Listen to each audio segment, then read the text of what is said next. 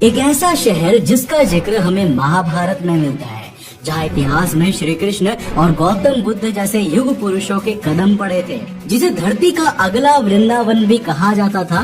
ये शहर एक समय मौर्य और गुप्त काल के स्वर्णिम भारत की आधारशिला हुआ करती थी और जिसकी गिनती एक समय धरती की सबसे पवित्र जगह में की जाती थी। लेकिन फिर ऐसा क्या हुआ कि ये शहर इतिहास के पन्नों से गायब हो गया और आज लोग इसके प्रॉस्पेरस हिस्ट्री को भुला चुके हैं। मैं यहाँ पर बात कर रहा हूँ वेस्ट बंगाल के पूर्व मेदिनीपुर जिले में रूपनारायण नदी के किनारे बसे तमलुक की, जिसे प्राचीन समय में तमरालिप्ता कहा जाता था। हमारी ये कहानी शुरू होती है 1880s के दशक में, जब गौरदास बाइसैक नाम के एक बंगाली स्कॉलर इस एरिया में एक्सकेवेशंस करते हैं। इस दौरान उन्हें कुछ ऐसे सबूत मिलते हैं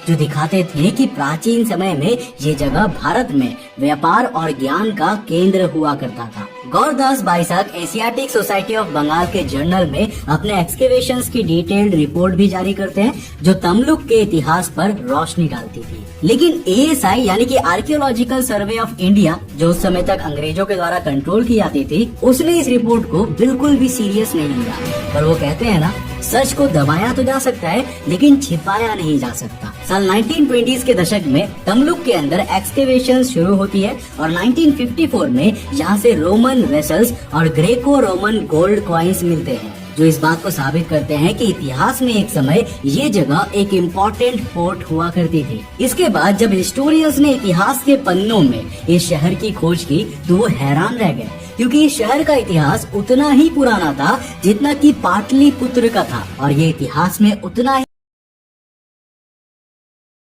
सिग्निफिकेंस रखती थी जितना कि द्वारका का हुआ करता था। महाभारत के भीष्म पर्व में जब संजय धृतराष्ट्र को भारत के सबसे पवित्र राज्यों और नदियों के बारे में बता रहे होते हैं, तब वो एक नाम तमरालिप्ता का भी लेते हैं। अब दोस्तों, महाभारत में ही जब पांडव अश्वमेध के घोड़े को छोड़ते हैं, तब तमरालिप्ता का राजा तम्राध्वज ही वो इंसान था जिसने इसे रोकने का साहस किया था। जैमिनी महाभारत के अनुसार अश्वमेध के पवित्र घोड़े को तम्राध्वज से छुड़वाने के लिए खुद श्री कृष्ण